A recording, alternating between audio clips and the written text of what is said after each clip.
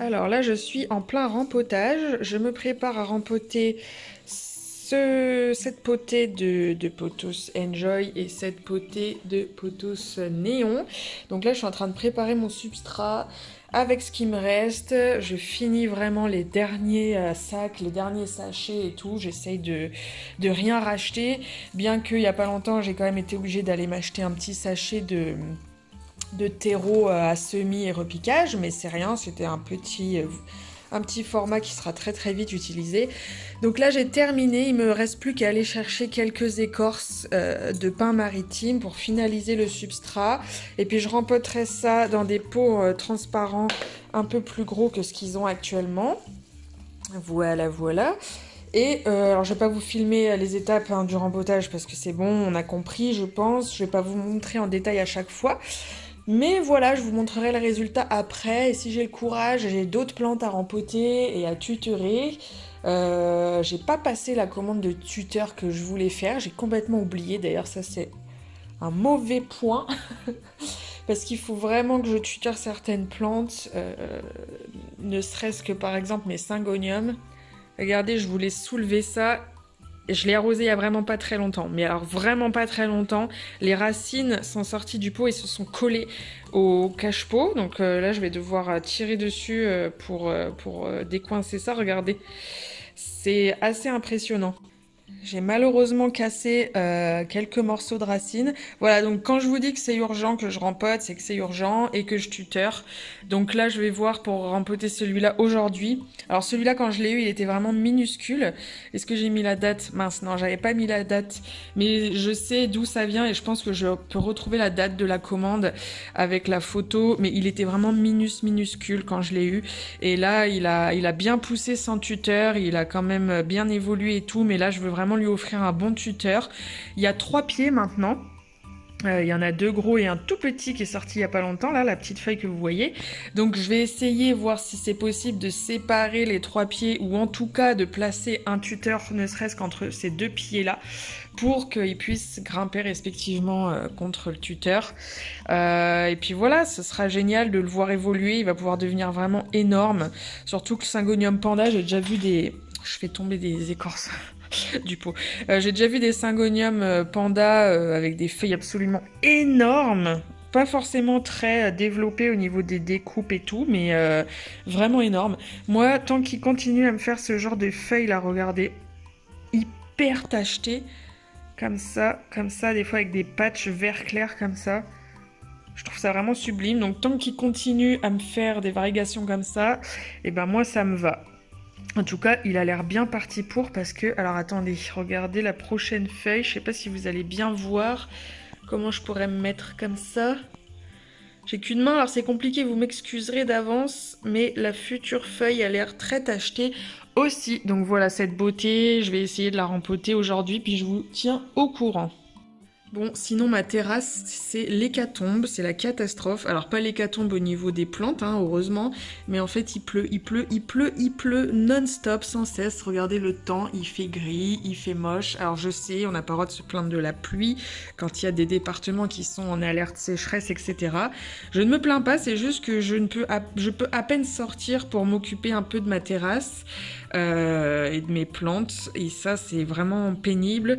J'ai plein de petits bébés là qu'il faut que je plante. J'aimerais rempoter mes tomates, mes fraisiers et tout. Enfin bref, il y a plein de trucs que j'aimerais faire. Et franchement, de temps en temps, une petite après-midi ensoleillée sans pluie, ça ferait pas de mal pour que je puisse un peu aller ranger, nettoyer et tout. Mais bref, c'est tout. On va pas se plaindre, c'est pas grave. J'irai peut-être cet après-midi à Leclerc pour aller chercher des pots en terre cuite pour rempoter mon persil plat que j'aimerais mettre en pot en terre cuite. Pour rempoter une de mes euphorbes, je vais vous montrer. Cette magnifique euphorbes que mon chéri m'avait offert il y a, je sais pas, 3 ans peut-être, qui a extrêmement bien poussé depuis. Elle n'était pas comme ça du tout au début, elle m'a sorti des tonnes et des tonnes de nouvelles petites têtes et certaines des têtes déjà existantes, alors j'appelle ça des têtes, mais bon, vous comprenez, ont développé, enfin se sont développés en hauteur, voilà, ont développé d'autres parties. Donc elle est vraiment incroyable, mais j'aimerais la rempoter parce qu'elle est là-dedans depuis des années et des années. Et que je pense que ça lui ferait pas de mal d'avoir un substrat un peu plus, pas riche, mais un peu plus récent, quoi, voilà, un peu plus frais. Et surtout d'être en pot en terre cuite. J'aimerais bien qu'elle soit en pot en terre cuite. Donc voilà, je vais peut-être aller acheter ça tout à l'heure. Il faut juste que je termine de me préparer de me sécher les cheveux. Et je vais peut-être aussi aller acheter des pieds de fraises pour compléter. Là, j'en ai que 2 et j'en veux un peu plus quand même pour aller dans ma jardinière pour planter au pied de mes pieds de tomates. Et ça, je pense que je ferai une vidéo spéciale dédiée aux plantes potagères, potager urbain, potager sur la terrasse. Bah, quand je pourrais m'y mettre, enfin là ça va, j'ai commencé un peu à m'y mettre. Hier j'ai récolté mes premiers pak choy, ce sont des petits choux chinois qu'on a mangés directement. Donc voilà, on va dire que j'ai commencé vite fait, mais en fait là je vois bien, on est quand même presque mi-mai et les pieds sont encore très petits, ça manque de soleil, ça manque de chaleur, il fait trop gris, il pleut tout le temps, il y a pas de, enfin presque pas de soleil, on a quand même eu quelques belles journées où ils ont pu prendre le soleil, mais rien de fou. Donc je peux pas m'y mettre pour l'instant, c'est dommage parce que cette année je voulais vous faire plein de vidéos potager urbain, comment faire pousser des légumes sur sa terrasse, etc. J'espère que je pourrai vous fournir ce genre de contenu cette année, mais si on se tape un été pourri, sans soleil, eh bien j'ai peur que mes tomates par exemple ne se développent pas suffisamment. J'ai 3 pieds de tomates quand même, de 3 variétés différentes. Et sans soleil, ça donnera pas grand chose en tout cas, surtout en jardinière. Enfin bref, c'est tout, on va pas être pessimiste, mais j'attends le soleil. Là, je vais passer au rempotage, juste pour vous dire, je vais pas trop m'embêter là. D'habitude, je m'embête pas et je garde les substrats de jardinerie de production quand je vois qu'il y a rien de particulier. Pas d'invasion, etc. Mais là, ça fait longtemps qu'il est là-dedans, le pauvre. Et je pense que je vais essayer d'en enlever le plus possible. Je vais pas jeter, je vais pas gaspiller. Je mettrai juste ça à l'extérieur, dans mes pots, mes jardinières, etc. Mais là, il n'y a pas grand-chose dedans. Et je pense que voilà, il est dénutri. Donc, je vais complètement... en enlever le plus possible en essayant de ne pas casser les racines et le remplacer par mon terreau à moi qui est plus frais, qui contient de l'engrais et même des billes d'osmocote pour les mois à venir. Donc voilà, je voulais juste vous préciser ça. Quand je rempote des plantes, habituellement, j'essaye de pas trop déranger les racines, mais là, on va quand même le faire un petit peu. Bon, je regardais si j'avais pas un tuteur pour mon syngonium, mais j'aime pas quand ça dépasse trop comme ça du pot. C'est jamais trop stable, le bout de bois est trop long. Donc il va falloir que ça attende encore un peu. Il faut que j'essaye de me prendre des nouveaux tuteurs qui ont un bout de bois moins long que ça, hein, parce que franchement, il faut des pots énormes quoi, pour ce genre de tuteur, alors que le tuteur n'est pas si long que ça. Vous voyez, c'est pas un tuteur qui fait 2 mètres, donc pourquoi faire des morceaux de bois aussi longs? Là, j'ai rien pour le scier, j'ai rien du tout pour... voilà. Donc, il va falloir que ça attende. Avec Amazon, je peux me faire livrer assez rapidement, donc ça va attendre encore quelques jours, quoi. Et voilà, il a déjà replu. J'avais même pas fermé mes meubles de terrasse, regardez le bordel que c'est. Quand je vous dis que j'ai pas le temps de sortir pour ranger, et ben voilà. Ou alors j'y vais sous la pluie et je suis trempée quoi. Bref, dans le genre rempotage, il va falloir aussi bientôt que je rempote cette potée de Monstera Sapinata. Donc là il y a 2 pieds dans le pot. Mais ça devient critique et en plus, comme je disais juste avant, je n'aime pas quand les tuteurs dépassent des pots. Là, j'avais pas le choix, je l'ai fait, bon. Mais voilà, j'attends de rempoter. Pourquoi? Parce que j'ai mis 2 têtes, 2 boutures, plutôt une tête et une bouture de tronçon à raciner pour faire une potée plus fournie.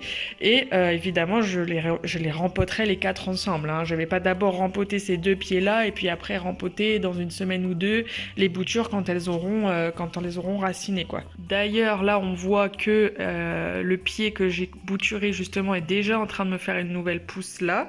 Est-ce qu'il y en a une autre qui traîne Alors là, en plus, on voit rien à cause des sachets d'acariens. On va le pencher un peu comme ça. Non, il y a rien. Mais il y en a une déjà, c'est pas mal. Donc voilà, ça repart. Et donc j'aurai 4 pieds de Monstera Sepinata ensuite dans un même pot. Parce qu'en fait, je trouve que c'est extrêmement dégarni à cause de la taille des interneux. Voilà, entre 2 feuilles, il y a facile presque 15 cm parfois. Alors attendez, il faudrait que j'arrive à déplacer ce truc-là. Voilà, vous voyez déjà un peu mieux là. Vous voyez, il y a facile là, il y a plus de 10 cm je pense entre les deux nœuds là. Donc ça donne un aspect très très dégarni à la plante qui a une feuille tous les 10 cm quoi. Et en plus celle-là, elle était déjà dégarnie du bas. Donc c'est trop dégarni, j'aime pas l'aspect que ça a. Et je me dis qu'avec 2 pieds supplémentaires qui recouvrent le tuteur et donc qui ont des feuilles qui partent un peu à gauche à droite, ça fait déjà une potée moins dégarnie, ça fera un aspect plus fourni. Donc voilà, ça ce sera à gérer plus tard. Donc là, je viens d'arroser les 2 grosses potées là, de pothos. J'ai arrosé avec du root juice, que je vais vous montrer. Je vous l'ai déjà montré plein de fois, mais je vous le remontre. C'est un booster, un booster pour racines, pour enracinement. Voilà, ça marche très bien. D'ailleurs, ça fait très longtemps que je l'ai et là, je commence vraiment à plus trop en avoir.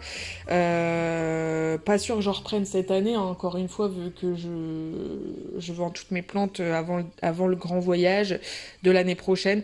Enfin, quoique, je verrai bien, mais dans tous les cas, voilà, ça c'est vraiment un produit que je vous recommande à fond. À fond. Je fais plein de bouturage avec ça et les racines prennent extrêmement vite.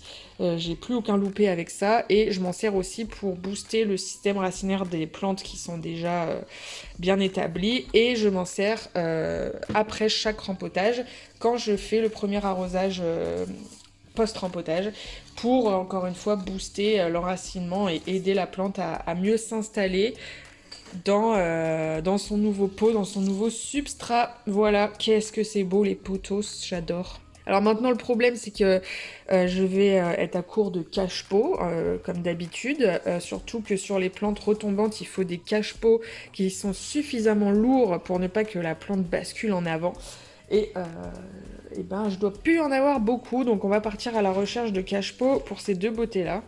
J'ai parlé trop vite mais c'est bon, en fait j'ai trouvé 2 cache-pots. Alors attendez, ouah, c'est la galère à une main comme d'habitude. Ce sont 2 cache-pots que j'ai fait moi-même, que j'ai customisé. Donc à la base, par exemple, celui-là était rose pétant comme ça, je déteste.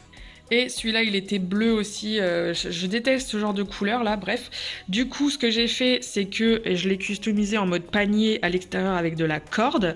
J'ai ajouté juste une ligne de corde noire au-dessus. Et à l'intérieur, j'ai peint en noir aussi. J'ai mis plusieurs couches. Et quand c'est comme ça, je mets toujours un plastique pour protéger la peinture avant de mettre le pot. Parce que avec la terre, avec l'humidité, etc., des arrosages, ça peut très vite s'abîmer et c'est déjà pas parfait. Regardez comme c'est peint à l'arrache. Mais ils sont très beaux, ces 2 paniers-là, corde et noir, comme ça, j'adore. Donc c'est pas extrêmement lourd, mais ça pèse quand même un petit peu son poids. Je pense que ça peut maintenir les plantes en place pour éviter que ça bascule en avant. Donc voilà, je suis très contente. Ces 2 pots-là, je les adore. Je sais pas, je les trouve réussis. Dites-moi en commentaire.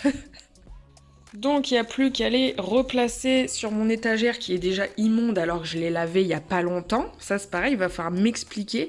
Je me demande si c'est pas des petits cacas d'acariens. Vous savez les acariens prédateurs que je libère dans mes plantes là. Ben, je me demande si c'est pas eux qui font caca un peu partout. Ou alors c'est peut-être même des cadavres d'acariens prédateurs, je ne sais pas, mélangés à de la poussière. Bref, c'est dégueulasse alors que j'ai vraiment, je vous jure, nettoyé il y a très peu de temps. Il va falloir m'expliquer. Les étagères noires, franchement, c'est beau, mais alors qu'est-ce que c'est salissant? Je sais pas si je vous le recommanderais. Le blanc, à mon avis, c'est pareil, c'est archi salissant. Je pense qu'il vaut mieux, je sais pas, quelque chose en bois peut-être. Mais le noir, vraiment, regardez, vous avez la moindre poussière, le moindre défaut dessus. Alors attendez, il faut que ça focus correctement, voilà. J'allais dire un gros mot encore. Non mais regardez comme c'est dégueulasse quoi. C'est vraiment crado. Bref, c'est tout. Du coup, je disais, il va falloir que je leur retrouve des petites places. Donc, je pense que il y en a un qui va cascader ici et l'autre qui cascadera comme ça. Voilà, un peu en quinconce comme je fais un peu. Alors là, ça s'est sacrément vidé, hein, forcément, puisque avec le tri que j'ai déjà commencé à faire, des plantes qui sont déjà un peu à l'extérieur, des plantes que j'ai mis en serre, enfin bref, du coup, ça s'est quand même bien vidé. Et je pense même que cet été, il y aura quasiment plus rien puisque je vais essayer d'en sortir le plus possible. Donc là, c'est un peu tristoun, mais on va remettre tout de suite les deux potos. On va mettre, faut que je fasse attention à pas coincer des feuilles. Ah, mais il est beaucoup trop gros ce cache-pot. Merde. Ah merde. Alors attendez, faut que je mette peut-être une couche de gravier dans le fond pour que le pot il arrive à cette hauteur-là. Bah ah ouais, en fait ouais, il est quand même bien plus gros. Ah, alors attendez, je vais voir si j'ai pas autre chose. Sinon, je mettrai une couche de gravier dans le fond pour surélever la potée. Bonjour, c'est la Diana du montage. Donc pour ne pas changer, j'ai encore eu un bug avec mon téléphone pendant que je filmais. Déjà pendant que je filmais, ça arrêtait pas de couper, je ne sais pas pourquoi. Donc en fait, il me manque une petite partie de vidéo entre le moment où je place mes potos dans les cache-pots et le moment où je pars en course pour aller m'acheter des pots en terre cuite puisque j'en ai besoin pour rempoter deux plantes, une grande forbe et une sansevieria. Je ne sais pas où sont passées ces vidéos. C'est pas grave, voilà, juste pour vous tenir informés. Donc la suite de la vidéo va être du rempotage de succulentes en pot en terre cuite et du repiquage de plantes potagères. Voilà.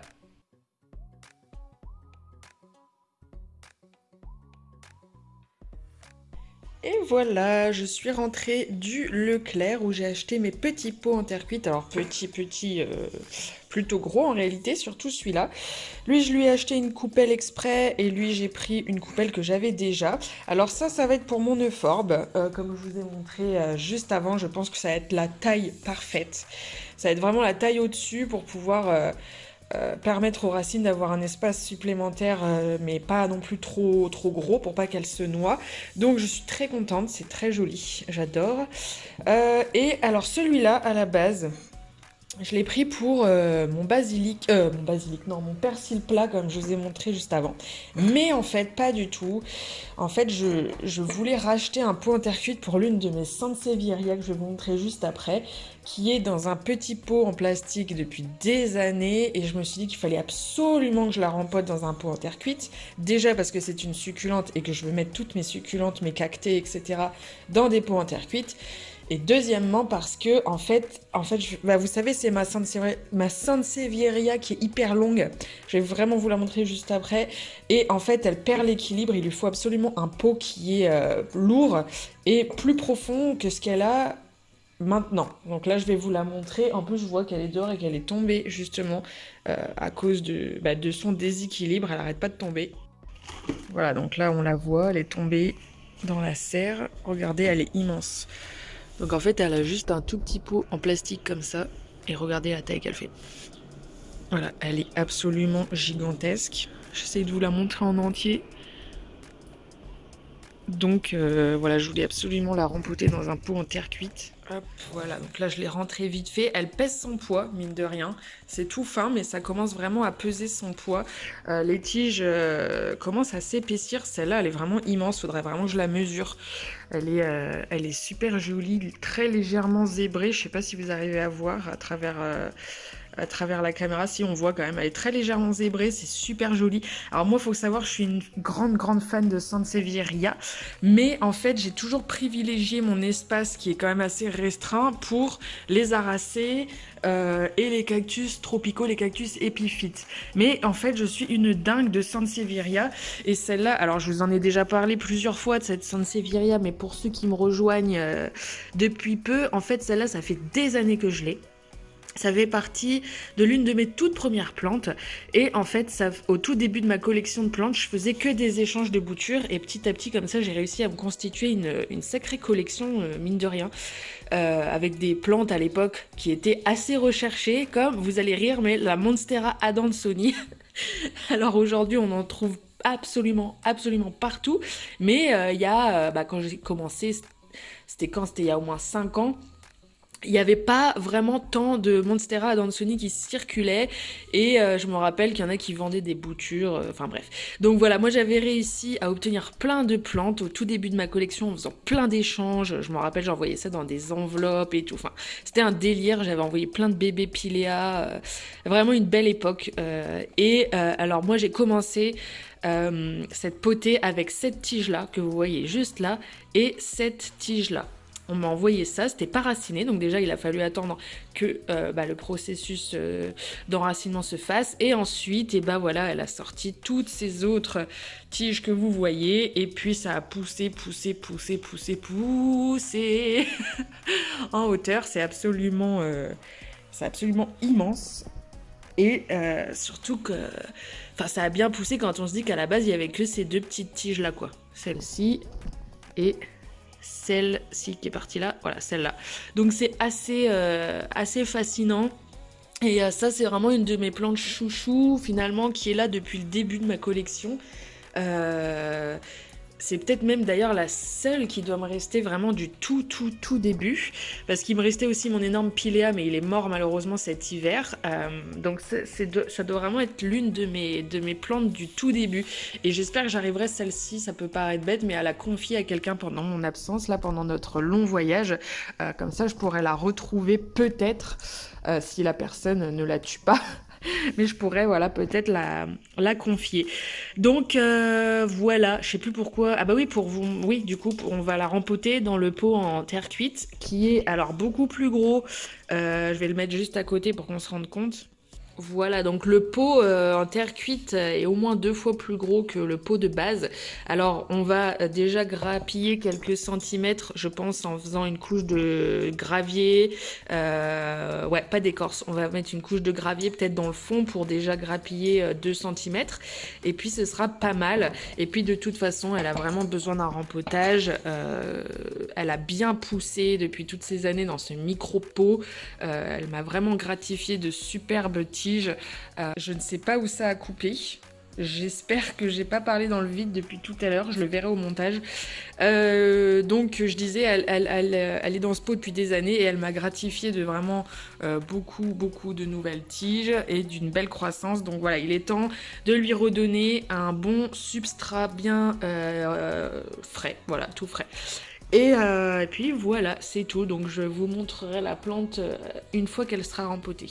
Ah oui, et pour le substrat, parce que, bon, si jamais il y en a qui se demandent, je vais prendre mon sac de terreau à cacté, je vais vous montrer. Donc voilà, c'est celui-là, terreau cacté et succulente que j'ai acheté il y a pas longtemps pour rempoter mon Euphorbia lactea White Ghost. Et je vais rajouter le plus de perlite que je peux, et peut-être même une poignée de gravier. Parce que c'est tout ce qui me reste. Je n'ai plus de pouzzolane, ça y est, c'est fini. J'ai de la vermiculite, mais je crois pas que ce soit bien pour les cactés et les succulentes. Je sais plus. Enfin bref, je vais pas prendre le risque. Je vais mettre perlite et peut-être une petite poignée de gravier. Voilà. Et puis c'est tout. Comme ça, vous savez.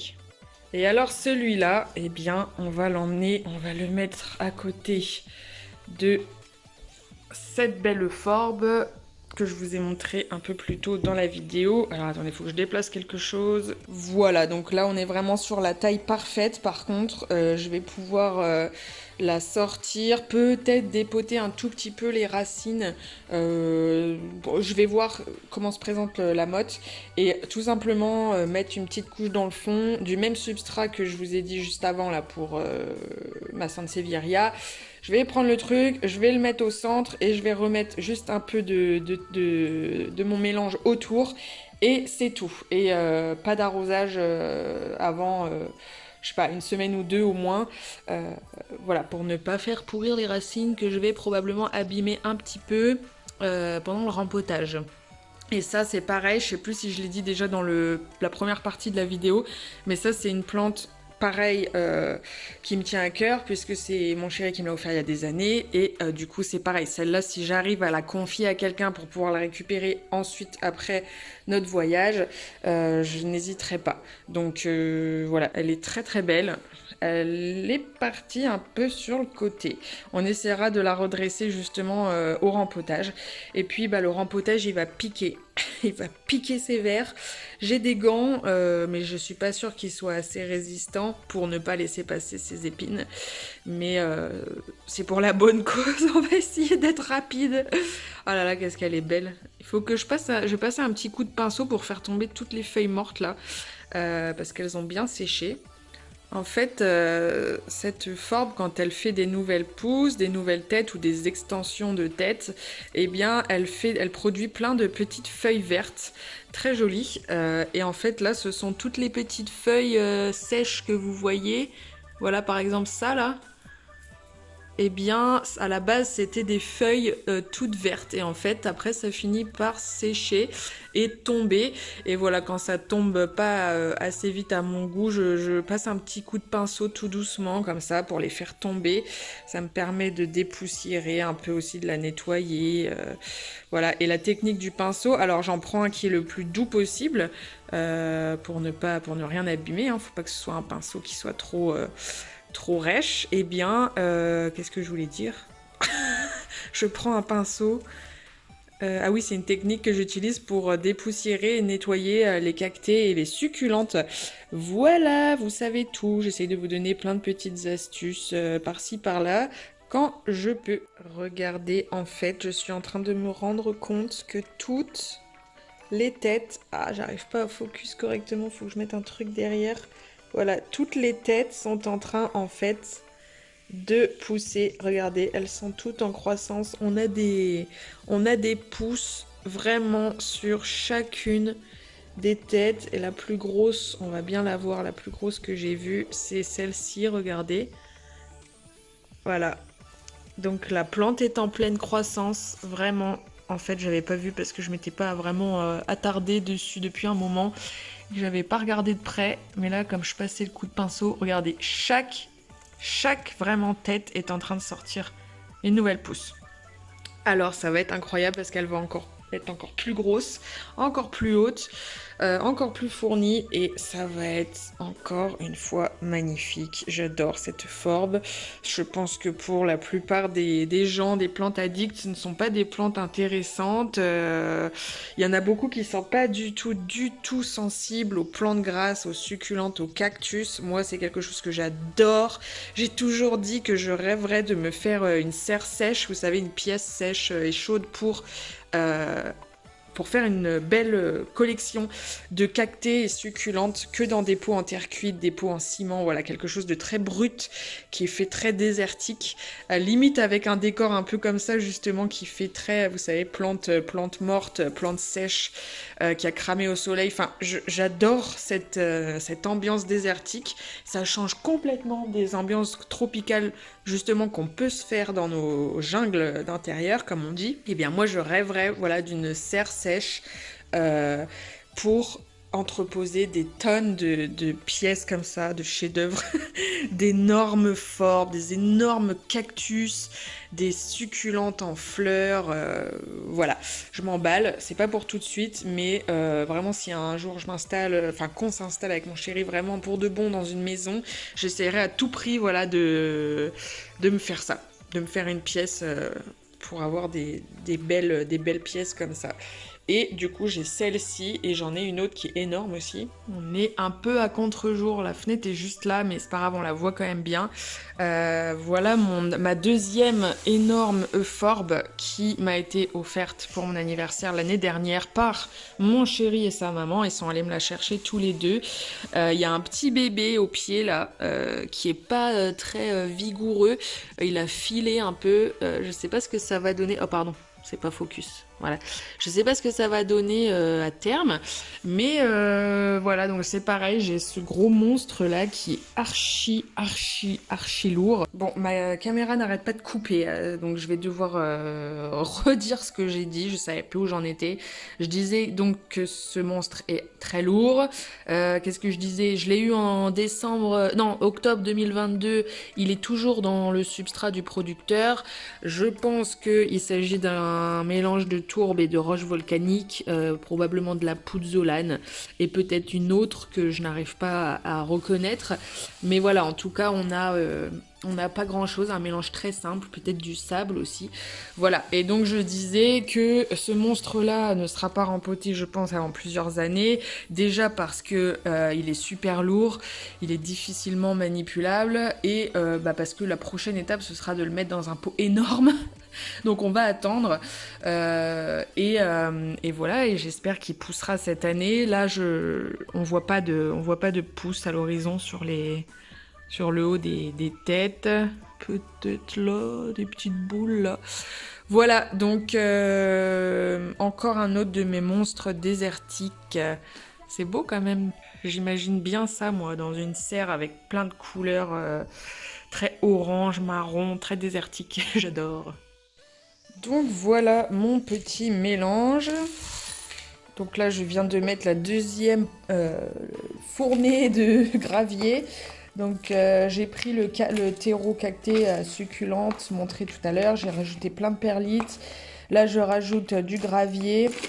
Et donc voilà, donc ce sera un substrat à base de tourbe, de sable. Qu'est-ce qu'il y a écrit déjà sur l'emballage? Je crois qu'il y a de l'argile aussi. Il y a de l'engrais aussi, hein, de l'engrais organique. Alors, je pense que c'est quand même bien là pour relancer ma Sansevieria. Tour de Spain, sable et argile et engrais. Voilà. Donc, en plus, moi j'ai rajouté de la perlite et du gros gravier. Voilà. Donc, j'essaie de bien mélanger.